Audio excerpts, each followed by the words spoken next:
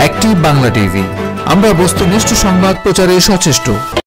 8ই August বৃহস্পতিবার সকাল 9টায় Uttara bank PLC এর প্রধান কার্যালয়ের সামনে চলমান বৈষম্য বিরোধী ছাত্র আন্দোলনের দাবি অনুযায়ী উত্তরা ব্যাংক পিএলসি এর ব্যবস্থাপনা পরিচালক এবং প্রধান নির্বাহীর দায়িত্বে থাকা রবিউল হোসেনের পদত্যাগ ও চুক্তিভিত্তিক নিয়োগের বাতিলের দাবিতে এক সমাবেশ অনুষ্ঠিত হয়।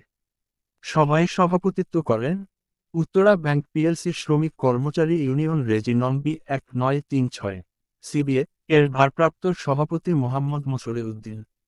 সভায় প্রধান অতিথি হিসেবে বক্তব্য রাখেন জাতীয়তাবাদী শ্রমিক দলের অর্থ সম্পাদক, বিএনপি এর স্থায়ী কমিটির সদস্য নজরুল ইসলাম খান, বেগম খালেদা জিয়ার উপদেষ্টা শিমুল বিশ্বাসের ঘনিষ্ঠ সহচর, জাতীয়তাবাদী শ্রমিক দলের অর্থ সম্পাদক, জাতীয়তাবাদী ব্যাংক ফেডারেশনের সভাপতি ও জনতা ব্যাংক জাতীয়বাদী কর্মচারী ইউনিয়নের সাধারণ সম্পাদক রফিকুল ইসলাম।